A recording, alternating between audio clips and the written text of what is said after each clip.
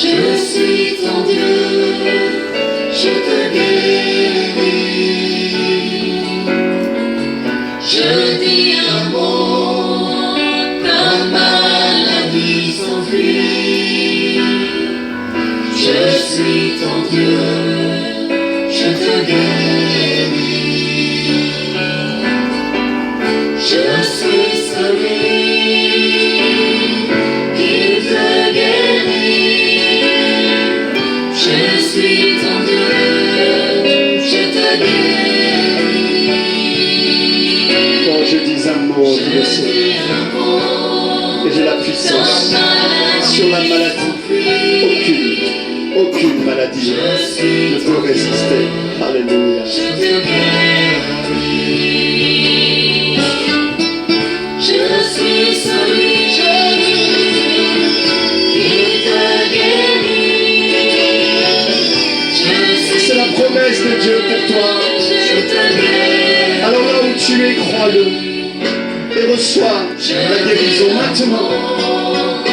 Maintenant, laisse le Seigneur te bénir. Je suis ton Dieu, je te guéris. Père Saint, nous voulons ce soir célébrer tes merveilles.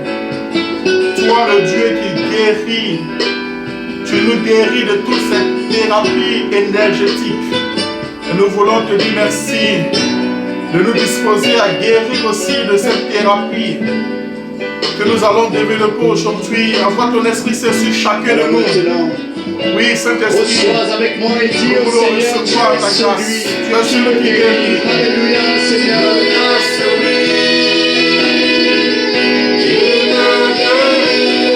Merci. Tu es mon Dieu, tu me guéris. Seigneur, tu dis amour. Tu dis amour, ma maladie s'enfuit. Tu es mon Dieu, tu me guéris. Là où tu es, crois-le et dis encore au Seigneur, Seigneur, tu es celui qui nous guérit. Je te communique la vie maintenant. Je te communique la puissance de Dieu. Que l'esprit de résurrection vienne sur ta vie. Que ton corps soit guéri maintenant. Que ton âme soit guérie. Dis-le au Seigneur. Si tu crois en un mot, il peut te guérir. Alléluia. Encore ensemble, Seigneur, il n'y a que toi, Dieu, celui.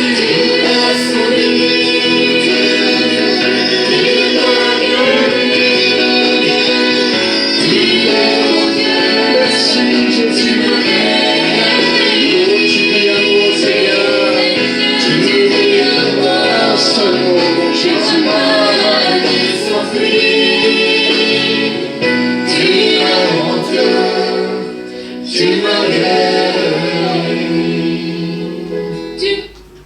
Que tu me guéris, Seigneur, je veux te bénir, te rendre grâce pour ma vie, pour la vie de mon frère, pour la vie de ma soeur qui est connectée, pour la vie de ceux qui se connecteront après, pour la vie de tous ceux, celles qui plus tard écouteront cet enseignement.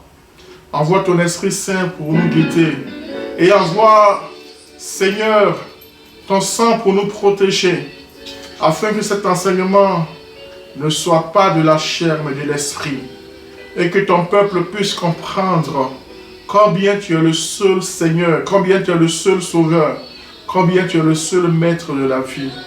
Gloire à toi, Jésus. Shalom, bien-aimés frères et sœurs. C'est avec joie que je me retrouve devant vous, oui, ce vendredi, pour partager avec vous cet enseignement capital, cet enseignement très important sur une des thérapies qui peut vraiment nous faire croire qu'elle est l'une des meilleures du monde. Mais elle est occulte, bien-aimés frères et sœurs. Aujourd'hui, donc, nous allons partager sur le Reiki. Le Reiki, c'est tellement que beaucoup n'ont jamais entendu parler du Reiki et aussi beaucoup ont entendu parler du Reiki. C'est tellement que parmi vous, parmi les chrétiens, beaucoup pratiquent cette thérapie. Et donc nous allons voir réellement, concrètement, qu'est-ce que le Reiki. Aujourd'hui, nous verrons une première partie. Je donnerai 30 minutes d'enseignement, la première partie. Et une de nos sœurs, voilà, que je connais bien, que j'ai rencontrée, qui a fait l'expérience des affres du Reiki, en 10 minutes donnera aussi son témoignage. Et le mardi prochain, le 30, nous aurons la deuxième partie de l'enseignement. Et une autre sœur donnera son témoignage aussi sur l'expérience qu'elle a faite du Reiki. Amen, bien-aimés frères et sœurs. Donc nous allons voir la partie.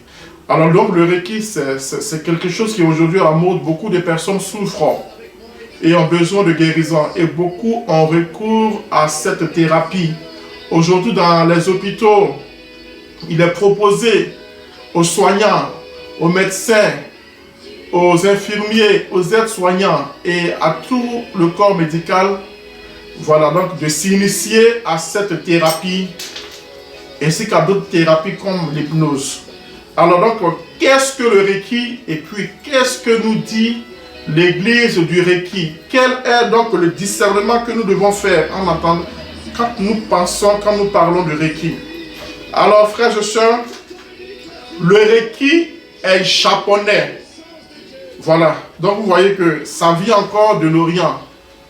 Nous avons vu que le yoga était hindou et que le Tai Chi Chuan est chinois. Aujourd'hui, les Japonais nous proposent un autre produit. Donc le Reiki est japonais. Et le Reiki signifie énergie vitale universelle. Voilà, la signification brute, c'est énergie vitale universelle. Et donc, je vais m'appuyer essentiellement pour cette première partie sur un enseignement du Père Joseph-Marie Verlinde. Donc, ce prêtre qui a fait l'expérience de toutes ces sciences occultes et qui en a beaucoup souffert, qui s'est converti et qui aujourd'hui témoigne de par le monde des affres de ces sciences. Donc, je vais beaucoup m'appuyer sur le Père Marie-Joseph Verlinde. Alors donc, frères et sœurs, par extension, le Reiki désigne un savoir. C'est d'abord un savoir. C'est-à-dire, le récit est issu de la connaissance initiatique de cette force. Et donc, c'est un ensemble de techniques concernant sa transmission. Donc, c'est un savoir. Voilà, donc c'est une connaissance initiatique pour connaître cette force, pour découvrir l'énergie vitale qui est en nous. Et c'est aussi un ensemble de transmission. Donc c'est cette science qui se transmet de maître à maître, qui se transmet sur les patients pour qu'ils soient bien, dit-on. Et donc il s'agit donc d'un terme d'origine shintoïste, c'est-à-dire donc le shintoïsme, c'est un ensemble de croyances qui date de l'histoire ancienne du Japon et qui est parfois reconnu comme une religion. Donc c'est un terme d'origine shintoïste qui désigne quelque chose qu'on ne voit pas, mais que l'on sent. Voilà. Et donc nous sommes donc, frères et sœurs, dans le domaine de la perception. Donc c'est une perception subtile. Nous sommes dans le domaine de l'intuition. Plus exactement, Ré signifie énergie universelle de vie. Et qui, c'est la partie de cette énergie universelle, c'est-à-dire c'est la partie du Ré qui circule en tout ce qui vit. Donc, en tout homme, en toute chose, il y a un qui. Voilà, et donc c'est ça.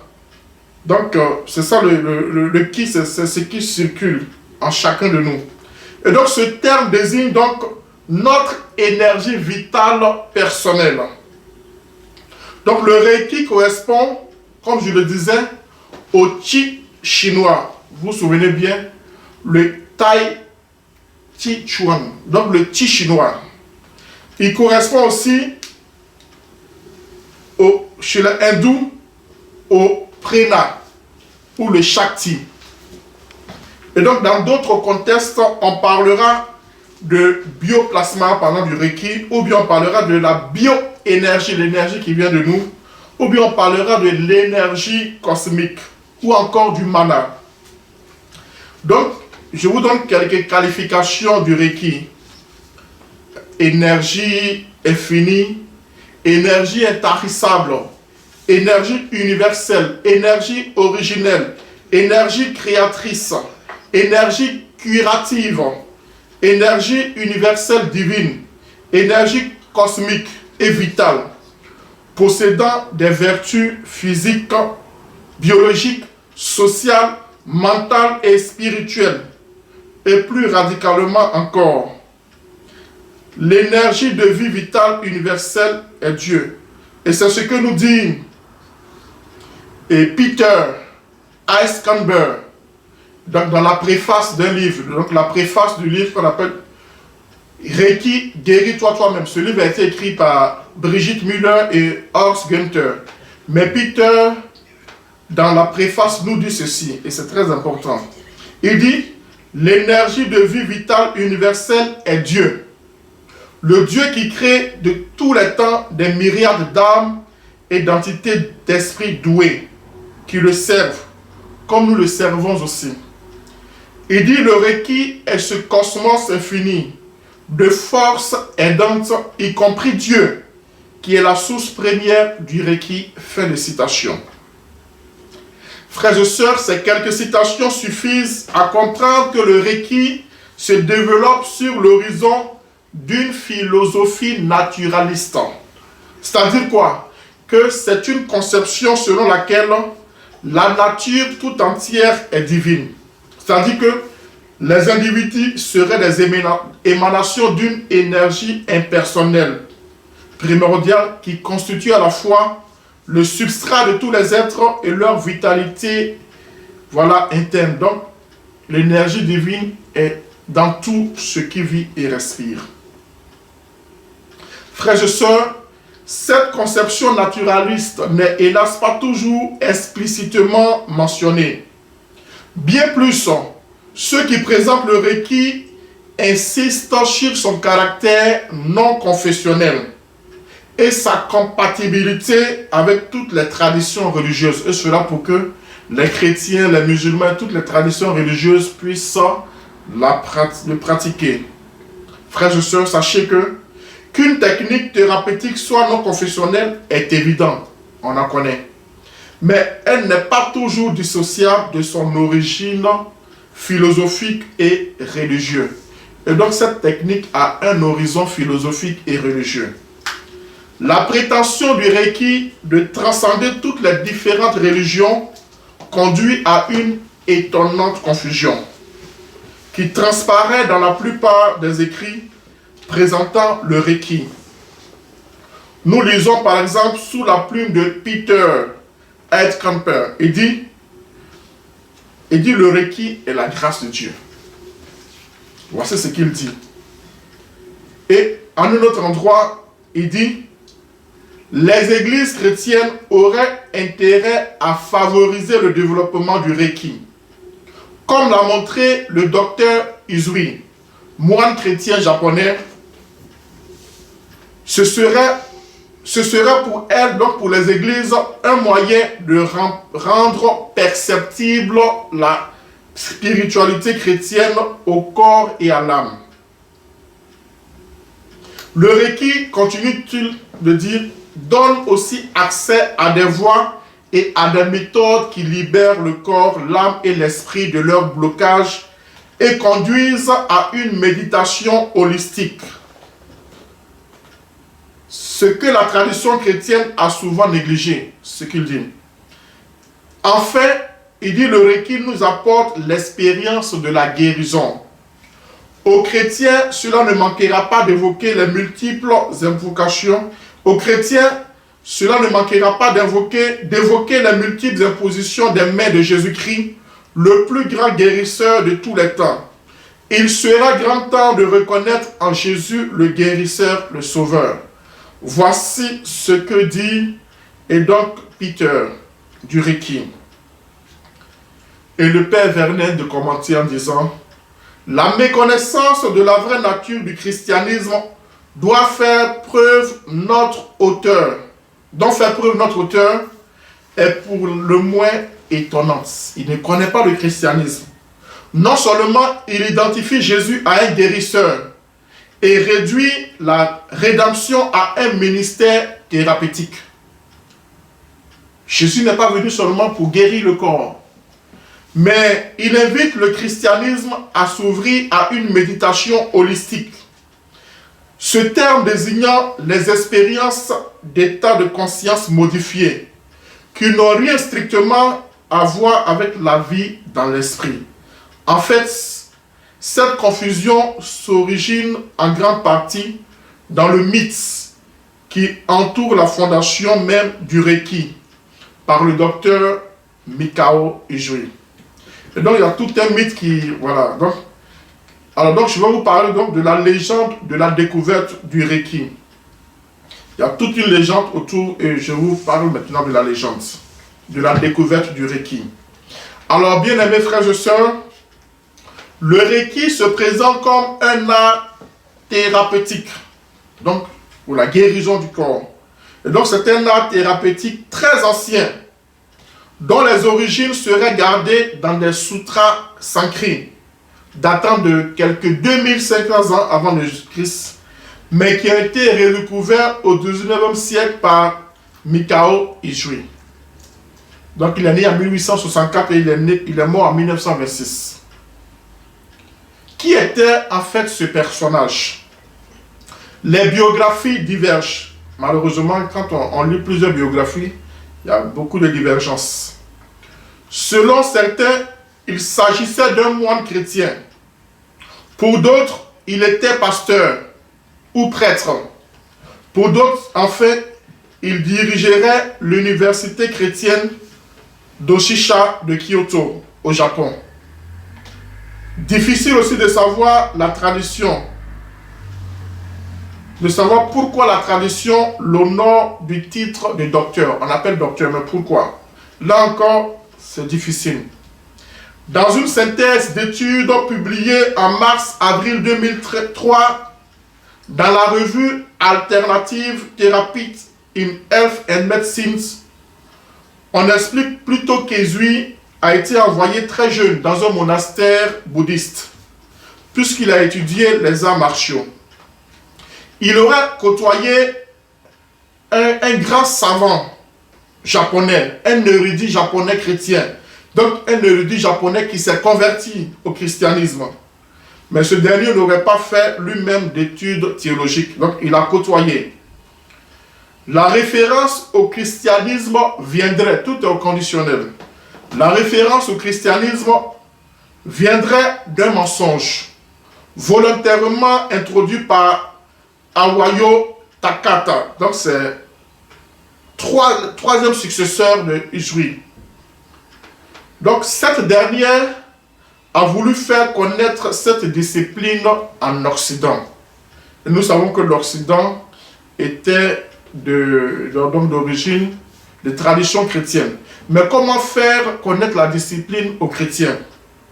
Il apparaît ainsi que le récit des origines que l'on retrouve pourtant dans la plupart des ouvrages ou articles publiés sur le sujet est non seulement mythique, mais vise à récupérer les chrétiens. Voilà, vise à récupérer les chrétiens en suggérant qu'ils peuvent retrouver dans le Reiki ce que leur tradition chrétienne a perdu. Voilà comment c'est arrivé en Occident. Et donc nous allons résumer en quelques lignes cette légende. En fait, de quoi s'agit-il? Un jour, au terme d'un office religieux, un des participants à la prière interpelle Mikao Usui. Il interpelle sur les miracles accomplis par Jésus, lui demandant si personnellement il avait vu de tels faits. Monsieur Usui lui répond qu'il n'a jamais été témoin d'un miracle, mais qu'il croyait ce qui est écrit dans la Bible. Refusant d'adhérer aveuglement à la révélation, l'étudiant exige, donc en parlant de Usui, il exige pour croire de pouvoir vérifier de ses propres yeux la capacité qu'aurait possédé le Christ et ses disciples de guérir les malades. Il veut faire l'expérience, il veut vérifier. Alors qu'est-ce qu'il fait? On croit entendre les pharisiens donc exiger de Jésus des signes, accréditant sa prétention à enseigner avec excusez-moi.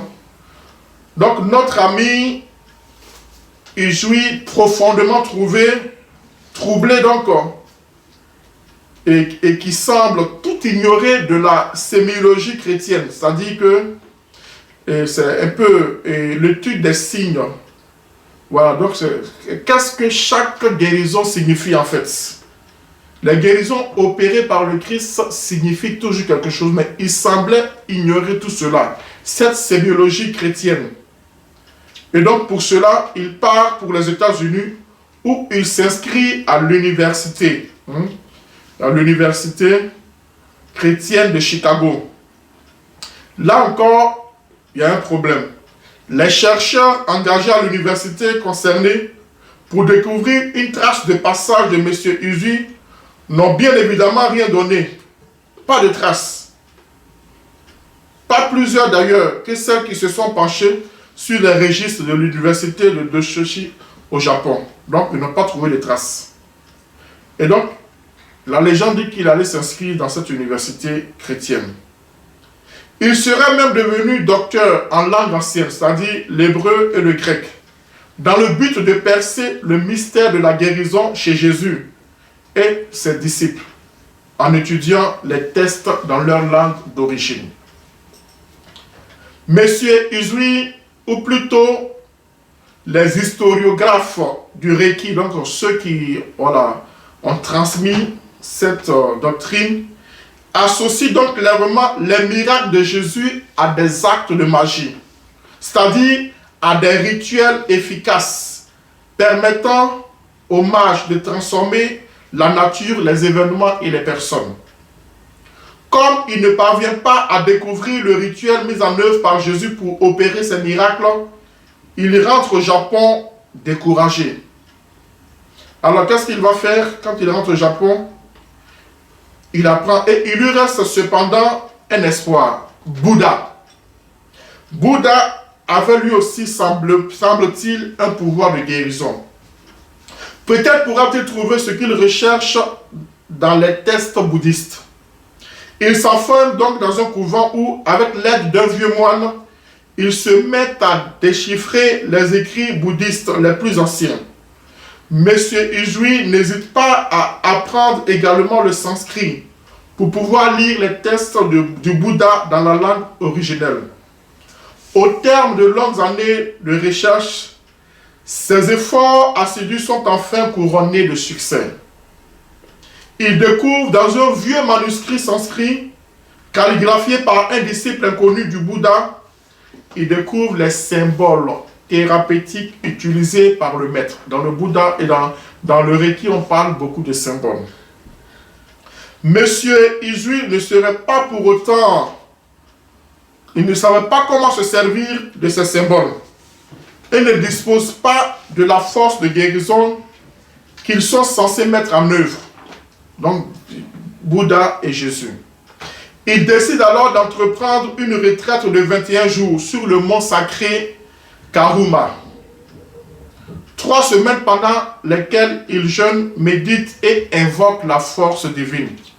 Au terme de cette retraite, le 21e jour, il voit fondre sur lui une boule de lumière d'une intensité indescriptible et il tombe dans une transe profonde.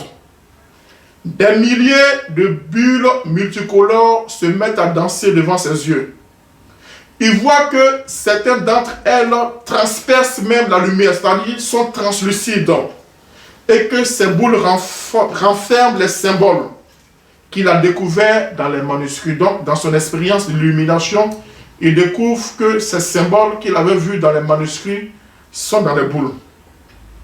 Immédiatement, il saisit intuitivement ce que signifient ces symboles et comment les utiliser. Alors, pour lui, le secret de Bouddha et de Jésus venait de lui être révélé. La vie et le savoir du maître se transmettent oralement jusqu'en 1982. C'était oral, date à laquelle remontent les premières publications concernant le Reiki. Sur cette illumination, donc frères et sœurs, c'est sur cette illumination que repose le système Usui du Reiki. Il a fait une expérience. Il semblerait même que dans cette vision, M. Usui a mis en rapport les symboles qu'il avait décryptés dans des vieux ouvrages. Il les a mis en rapport avec des pratiques supposées concentrer les énergies cosmiques. Or, la vision est décrite dans un contexte explicitement initiatique. M. Usui est terrassé par une force spirituelle qui lui procure l'illumination. Sans le savoir acquis dans les manuscrits, alors les symboles, l'illumination, donc sans le savoir donc de ces symboles, l'illumination aurait été vaine. Mais sans l'illumination, c'est-à-dire sans le transfert d'une influence spirituelle, ce qui est d'abord l'essence de toute initiation, les symboles seraient demeurés inopérants, donc il fallait le dire. Les maîtres du Reiki n'ont d'ailleurs jamais caché le caractère initiatique du Reiki, qui se transmet, comme nous le verrons, au cours des 3 initiations successives. Les initiations constituent, frères et sœurs, un élément qui fait du Reiki une discipline unique parmi les disciplines non conventionnelles. Et c'est ce que nous dit Mantovani dans son ouvrage Le Grand Livre du Reiki, paru en 1998. Mantovani nous dit, on pourrait le décrire comme une série, en parlant donc des initiations, on pourrait les décrire comme une série de transferts d'énergie au cours desquels un maître de Reiki, utilisant des techniques très anciennes, transmet de l'énergie à son élève. Ces initiations créent dans l'organisme subtil ce que ce dernier,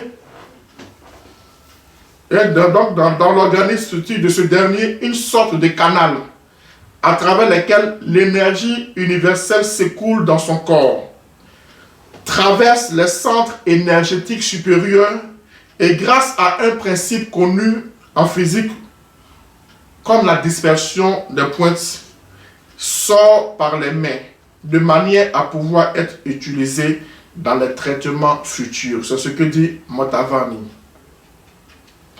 Alors, frères et sœurs, la pratique du Reiki correspond au schéma classique de la magie. Comme nous pouvons définir, donc la magie que nous pouvons définir comme la capacité de disposer efficacement des forces occultes pour transformer la nature, les événements ou les personnes. Cette capacité est toujours transmise par voie initiatique au sein d'une tradition ininterrompue, disposant de l'influx spirituel indispensable pour que la connaissance soit efficace. La tradition du Reiki est très fière de numérer les grands maîtres qui se sont succédés depuis les origines et qui constituent la tradition initiatique au sein de laquelle est gardé et transmis l'accès à l'énergie divine.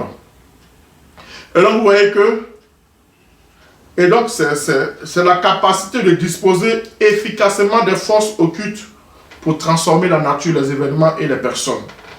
Et dans un commentaire, je lisais un monsieur qui disait, en fait, pour lui, quand il résume le Reiki, c'est l'invocation du démon à partir de l'invocation des démons à partir de la tradition japonaise.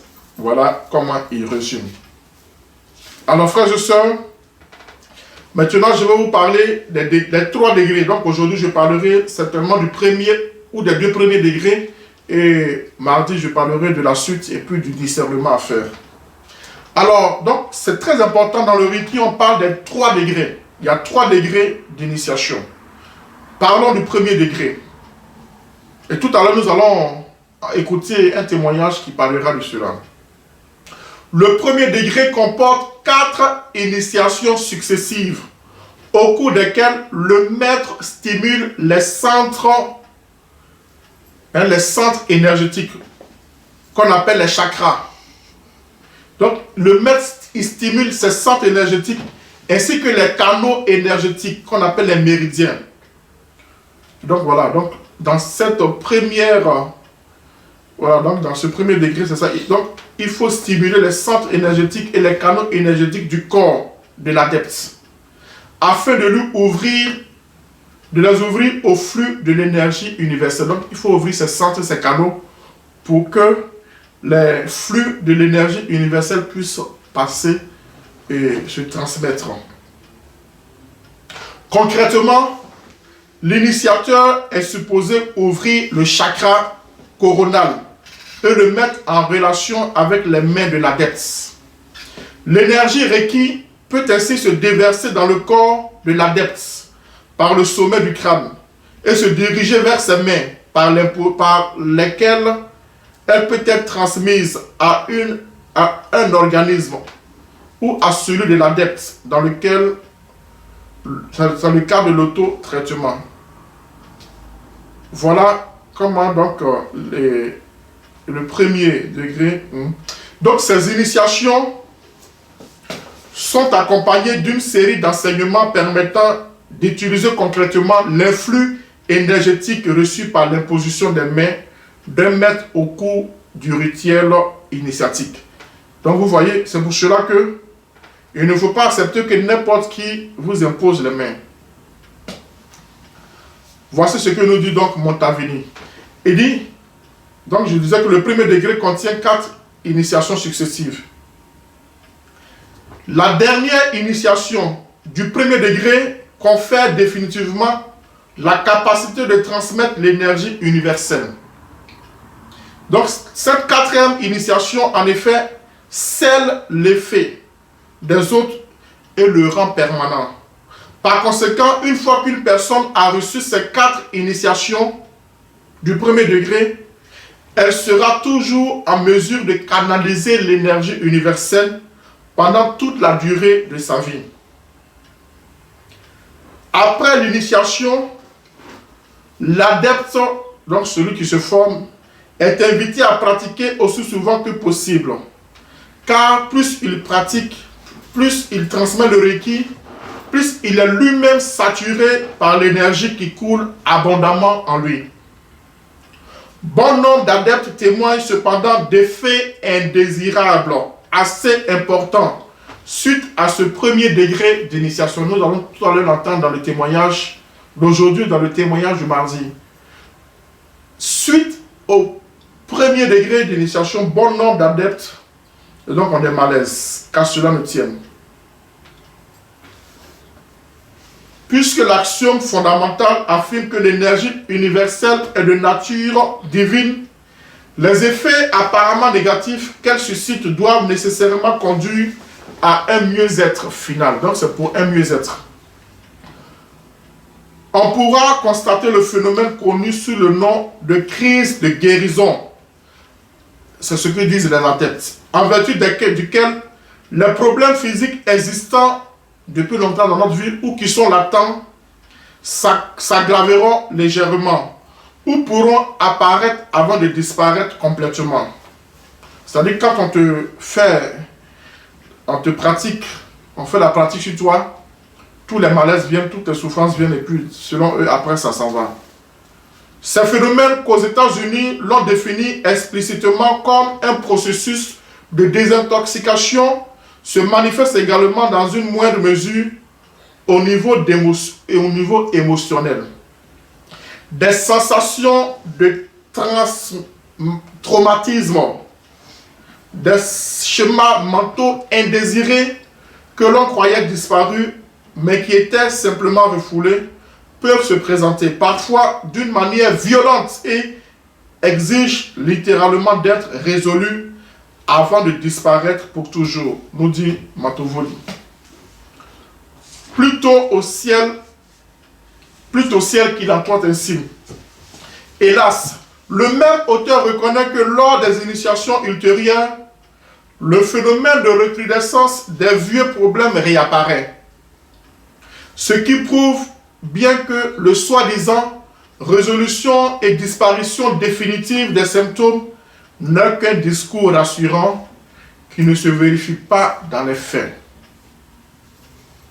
Le second degré. Le maître, j'ai dit que l'initiation se fait en trois degrés, donc le second degré. Le maître discerne qui est admissible au second degré. Donc c'est des élèves qui font la formation. Donc le maître va discerner qui est admissible au second degré. Le second degré dont le prix d'accès représente le triple du coût du premier niveau. Ah oui. Si le premier niveau a 500 €, le second degré c'est à 1500 €.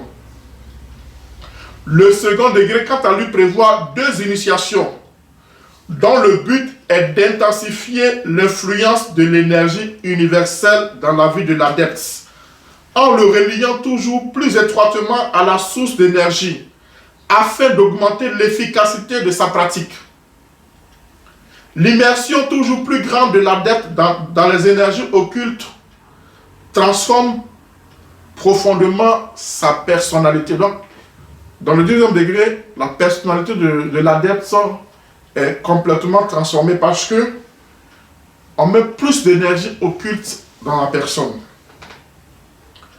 Et les adeptes disent, au cours de ce processus que nous pourrons définir comme une véritable distillation alchimique de la personnalité, voilà, donc la personnalité est distillée, on n'a plus de personnalité. Au cours de cela, il acquérera une nouvelle vigueur et une nouvelle puissance. Le processus du second degré consiste cependant dans la transmission des 3 symboles qui, utilisés dans le contexte du transfert de l'énergie universelle, permettent d'agir à distance. Ici, les 3 symboles permettent d'agir à distance. Ils peuvent donc soigner, guérir des personnes à distance, mais il faut avoir fait le second degré. Comme dans toute initiation ésotérique ou occulte, les symboles transmis sont considérés comme sacrés et l'adepte s'engage à ne pas le divulguer. Après l'avoir mémorisé d'ailleurs, il brûle l'unique représentation qui lui est transmise. Donc il faut mémoriser le symbole et brûler parce qu'il ne faut pas le divulguer. Au cours de l'initiation, les symboles sont imprimés dans l'aura de la personne qui subit l'initiation et en particulier dans ses mains. Ça se fait par imposition des mains. Et donc il y a 2 symboles. Le premier symbole signifie, voici la signification du premier symbole. Le premier symbole signifie le pouvoir est là, ou encore l'énergie est là, ou encore l'esprit est là. Son champ d'action est le corps physique. Et il est chargé, ce symbole est chargé de renforcer l'énergie et le pouvoir thérapeutique, donc le pouvoir de guérison. Il suffit que l'adepte trace le symbole sur l'endroit du corps qu'il veut traiter pour augmenter l'énergie thérapeutique et l'efficacité de son traitement. Les symboles doivent être tracés en visualisant leurs lignes dans une lumière violette opalescente et en répétant mentalement et à voix très basse leur nom à 3 reprises. Donc il faut dire par exemple, l'énergie est là, l'énergie est là. Donc on dit le nom du symbole. Donc le premier symbole c'est sur le corps physique. Le second symbole, le second symbole signifie Dieu et l'homme sont là. Dieu et l'homme sont un. Il a pour fonction de permettre à l'énergie du Reiki de pénétrer plus en profondeur dans la matière des choses et dans l'essence de tous les êtres vivants. Il est utilisé dans les traitements visant à influencer la vie émotionnelle ou mentale des patients. Voilà. Ce symbole est supposé pouvoir pénétrer juste dans l'inconscient des personnes qui reçoivent le traitement. Le dit traitement n'est d'ailleurs pas réservé aux seuls êtres humains. Les plantes et les animaux peuvent également en bénéficier. L'adepte peut même l'utiliser pour visualiser sa nourriture, purifier l'eau, voire transmuter les métaux. Et ça, c'est encore plus fort. Le troisième symbole. La signification du troisième symbole pourrait être pas du passé, pas de présent, pas d'avenir. Pas du passé, pas de présent, pas d'avenir. Mais aussi, ça pourrait être le Bouddha qui est en moi s'unit au Bouddha qui est en toi pour amener l'illumination et paix. Le Bouddha qui est en moi s'unit au Bouddha qui est en toi pour amener illumination et paix. Ce symbole donne la capacité de traiter. Ce symbole, il donne la capacité de traiter à distance. Voilà, c'est-à-dire de transmettre l'énergie requise à des personnes qui sont éloignées. Demain et le mardi, nous verrons le témoignage de cette dame qui a été traitée à distance. Mais il s'agit également de la clé qui nous permet d'accéder au niveau le plus intime de l'essence de l'individu. Il nous permet de guérir son organisme sur tous les plans, le plan physique, émotionnel et spirituel. Le troisième symbole est un excellent instrument pour agir sur les schémas mentaux qui ont pu apparaître dans un passé lointain ou dans une vie précédente. Là, une vie précédente, vous voyez, on fait allusion donc à d'autres naissances antérieures. Ces symboles secrets sont indispensables pour acquérir certains pouvoirs. Et pourtant, nous disent les adeptes, les symboles ont subi quelques déformations dans leur forme, en particulier en passant donc continuellement de maître à disciple. C'est eux qui le disent, hein. C'est Montavani, le grand livre du Reiki. Hein. Il dit ces symboles sont indispensables, mais ils ont subi quelques déformations dans leur forme, en passant continuellement de maître à disciple. C'est particulièrement le cas du troisième symbole, le plus complexe, pour lequel les différences entre les versions possédées par les disciples du maître différences sont nombreuses. Donc voilà, le disciple à maître, il y a beaucoup de versions. Pourtant, cela n'a jamais provoqué une perte d'efficacité du symbole, qui semble fonctionner malgré les imperfections de la mémoire humaine. Comme si ce qui importait réellement était l'intention qui accompagnait le symbole, et non pas la précision du symbole lui-même. Finalement, donc c'est l'intention qui accompagne le symbole, mais ce n'est pas la précision du symbole lui-même qui importe. Ce détail est particulièrement intéressant, frères et sœurs, et nous invite à relire l'interprétation que faisait déjà saint Augustin à la suite de saint Thomas, à la suite de saint Augustin des symboles. Nous pouvons dire que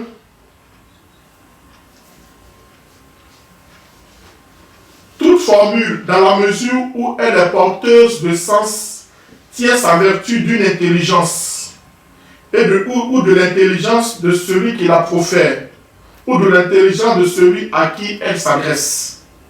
La parole de l'homme n'est pas en mesure de réaliser ce qu'elle énonce. L'homme n'a pas le pouvoir de changer les choses en exprimant sa pensée dans une formule. Il reste donc que ces effets sont réalisés par une intelligence à qui s'adresse la formule. Eh bien, à qui s'adresse la formule? La preuve en est que ces formules dont usent les magiciens sont des invocations, des supplications, des abjurations ou même des ordres comme s'ils s'adressaient à un autre. Il en est de même pour tous ces symboles. Le fait que des altérations dans le passé des symboles ne diminue pas l'efficacité des pratiques qui utilisent ces symboles confirme que ceux-ci n'ont pas de causalité directe dans les effets obtenus, mais ne sont que des signes ou des invocations adressées aux esprits collaborant avec les praticiens du Reiki.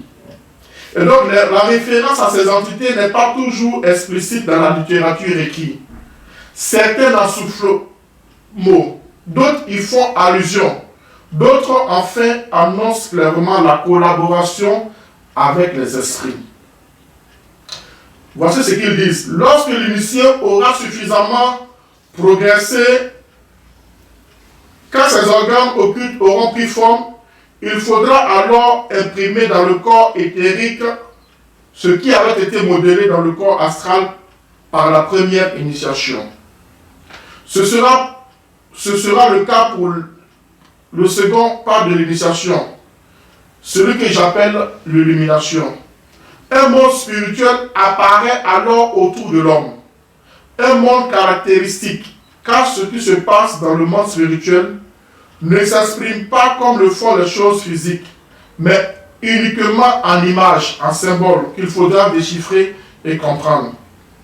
Puis viendront les sonorités perceptibles à l'oreille spirituelle.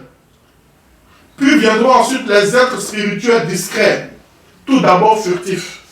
Enfin, l'initié aura accès à la vie de ces êtres dans lequel il pourra puiser une connaissance absolue.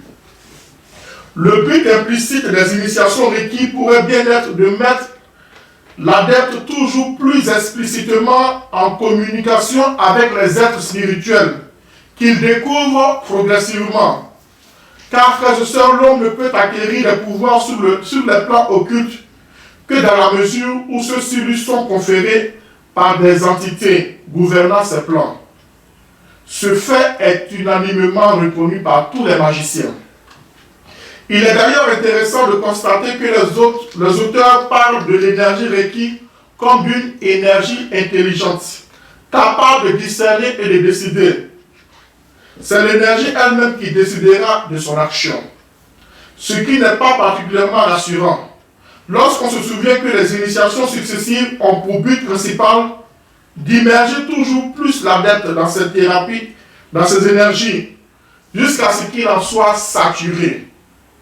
Les occultistes diraient jusqu'à ce qu'il en soit possédé. Frères et sœurs, et donc voici donc les deux premiers degrés d'initiation. Et donc mardi prochain, nous parlerons du troisième degré d'initiation, et puis nous verrons le discernement, comment cette pratique est occulte. Et donc maintenant, nous allons écouter un témoignage d'une de nos sœurs qui m'a rencontré, avec qui j'ai parlé, avec qui j'ai longtemps prié, et qui depuis 2011 a fait vraiment la meilleure expérience de l'initiation avec qui. Donc nous allons écouter son témoignage pendant 10 minutes, et puis nous allons clore par la prière finale. Vraiment que Dieu nous bénisse et qu'il nous aide à vraiment marcher à sa chute.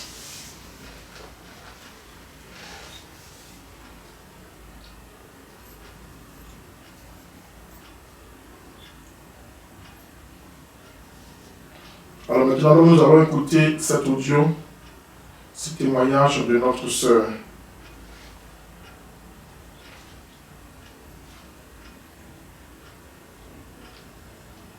Je partage mon expérience avec le Reiki, qui remonte à 2011. À l'époque, j'étais chrétienne par le baptême. Je n'avais pas encore rencontré le Seigneur. Je priais la Vierge Marie, que j'aimais beaucoup. Et je cherchais Dieu, sincèrement. J'étais plutôt attirée par les traditions orientales et un petit peu rebelle à l'Église catholique. Alors j'ai entrepris un voyage de plusieurs mois au Népal en espérant trouver Dieu. Voilà, trouver Dieu, trouver l'éveil spirituel. Je l'ai préparé, je lisais beaucoup sur le sujet, je pratiquais le yoga, la méditation. Et me voilà partie avec mon sac à dos au Népal, où là-bas j'ai rencontré des personnes dans des groupes de prière, de traditions hindouistes, bouddhistes. Et puis un jour j'ai rencontré un petit groupe qui m'a proposé d'être initiée au Reiki, que je connaissais très vaguement de nom.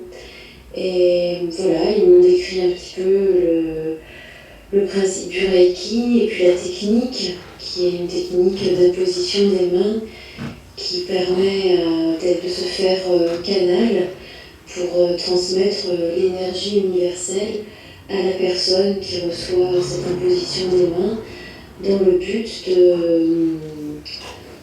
de la toucher, de la guérir, de la consoler. Voilà. Enfin, de transmettre cette énergie bienfaisante.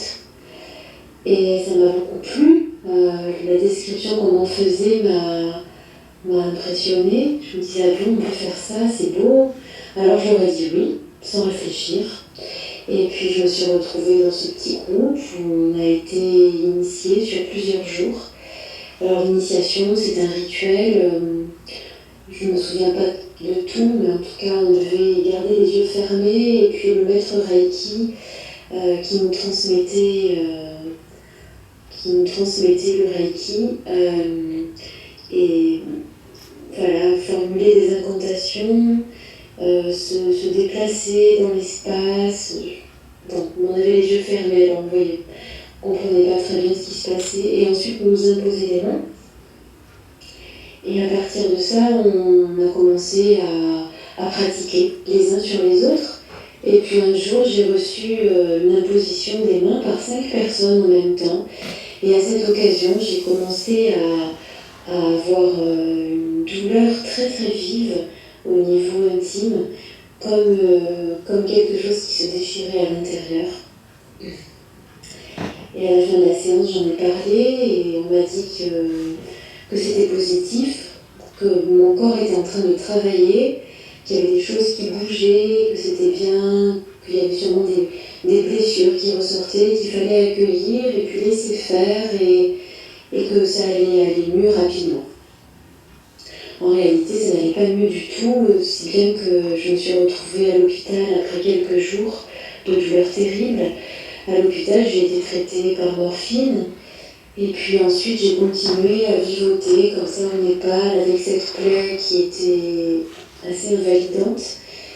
Et le temps passait et puis au bout d'un moment, j'ai senti que ça n'irait pas mieux. Et j'ai été rapatriée en France, puis opérée chirurgicalement. Et la convalescence a été très longue, ça a duré un peu plus d'1 an. La plaie ne cicatrisait pas, les douleurs étaient très vives par moments. Et j'étais moralement désespérée. Je pensais que je guérirais jamais. Le chirurgien était embarrassé, il me disait qu'il ne comprenait pas pourquoi je ne cicatrisais pas, qu'il n'y avait aucune raison objective et qu'il n'y avait pas tellement de réponses. Voilà. Et un beau jour, j'ai reçu dans le cœur un appel à aller marcher sur le chemin de Saint-Jacques-de-Compostelle. Et je me suis retrouvée au sanctuaire de Rocamadour. Et là, dans l'église de Rocamadour, j'ai prié de toutes mes forces la Vierge Marie. Je l'ai supplié d'intercéder pour ma guérison. J'étais vraiment moralement désespérée. J'avais l'impression que ma vie était gâchée, était terminée. Et en sortant de l'église de Rocamadour, j'ai su dans mon cœur que j'étais guérie. Et en effet, j'ai constaté ensuite que la plaie avait disparu.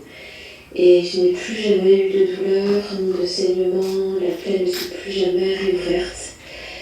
Et là, j'ai été très touchée. Je me suis dit, mais qui m'a guérie ? Voilà, qui m'a guérie ? Et j'ai commencé un chemin de conversion. Et après ça, j'ai fait une retraite chez des pères jésuites. Et un des premiers textes qu'on a médité, c'est dans Isaïe 43. À partir du verset 5, « Ne crains pas, car je suis avec toi. Je ferai revenir ta descendance de l'Orient. De l'Occident, je te rassemblerai. Je dirai au nord, donne, et au midi, ne retiens pas. Fais revenir mes fils du pays lointain, mes filles des extrémités de la terre. Tous ceux qui se réclament de mon nom, ceux que j'ai créés, façonnés pour ma gloire, ceux que j'ai faits. » Et en disant ça, mes filles des extrémités de la terre, je me suis vue, enfant de Dieu, partie au bout du monde pour chercher celui qui était déjà là et qui m'attendait et qui m'a fait revenir de ce bout du monde où je suis allée me perdre. Et voilà, j'ai commencé un chemin d'authentique foi chrétienne avec une prise de conscience progressive que les pratiques auxquelles je m'étais livrée étaient incompatibles avec cette foi chrétienne Et j'ai reçu des prières de guérison, de délivrance, en temps voulu. Ça a pris du temps, voilà. Il a fallu un temps pour être prête à comprendre ça, à l'accueillir et puis à me repentir de ces pratiques. Voilà. Et j'ai compris plusieurs choses. La première, c'est que cette énergie universelle dont on parle dans le New Age et là en l'occurrence dans le Reiki, à mon sens, c'est une erreur et c'est un mensonge parce que j'ai découvert le Dieu que je cherchais, mais ce Dieu, il a un visage, il a un nom, c'est Jésus de Nazareth. Et c'est pas une énergie impersonnelle. Voilà. Jésus de Nazareth, c'est le Dieu qui nous guérit parce qu'il nous aime. Et une énergie universelle, elle ne me console pas, elle ne guérit pas, elle ne donne pas un sens à notre vie. Et la deuxième chose, c'est que dans ces pratiques-là, notamment toutes ces techniques par imposition des mains qui visent le bien-être, la guérison de la personne, puis il y a beaucoup d'orgueil en fait qui se cache derrière le désir de faire du bien. C'est-à-dire que contrairement au don qu'on reçoit de l'Esprit Saint, là il s'agit d'un pouvoir qu'on s'approprie un petit peu à la force du poignet. Voilà, sous couvert de compassion, de détachement, toutes ces belles idées qui sont prônées dans le Reiki. Dans le Reiki, on vous dit que vous n'êtes qu'un canal, que vous n'êtes qu'un instrument pour cette énergie universelle, et pas plus que ça. Mais en réalité, bien sûr qu'on se prend pour plus que ça, parce qu'il y a cet orgueil en nous qui demande qu'à être nourri. Et là, quelle nourriture ce Reiki qui vous fait croire que vous avez un pouvoir, que vous devenez un guérisseur, Alors bien sûr, les gens agissent toujours avec un désir qui est lui aussi sincère de faire du bien. Pour eux-mêmes déjà d'aller bien, et puis ensuite de faire du bien aux autres. Mais ce qui est derrière ça, c'est la prise de pouvoir. Voilà, et c'est ça qui est très dangereux. Et voilà. Donc voilà ce que j'en ai retenu et voilà ce que je désirais vous partager. Merci. Alors nous remercions donc notre sœur qui nous a partagé son témoignage, voilà, de cette expérience douloureuse qu'elle a vécue au Népal en voulant s'initier au Reiki. Elle le faisait, voilà, dans le but d'aider les autres et elle-même d'être bien, mais guérir, mais à quel prix, bien aimés frères et sœurs. Vraiment, c'est tout un enseignement qu'elle nous a donné. Et frères et sœurs, voilà, donc nous allons arrêter là. Alors, donc, beaucoup d'entre vous ont dit qu'ils n'ont pas, depuis 10 minutes, 20 minutes, il n'y avait plus de son. Et donc nous vous promettons de reprendre cet enseignement pour demain à 20h. Vous voyez le combat spirituel dans lequel nous sommes engagés. Et donc c'est très important de prier beaucoup pour nous pour que vraiment, voilà, Dieu nous permette d'entrer dans cette victoire. C'est le signe que c'est occulte, et donc il ne veut pas. Mais notre Dieu est au-dessus de tout. Alors soyez bénis, rendez-vous pour la suite de l'enseignement. Que Dieu nous bénisse. Amen. Amen.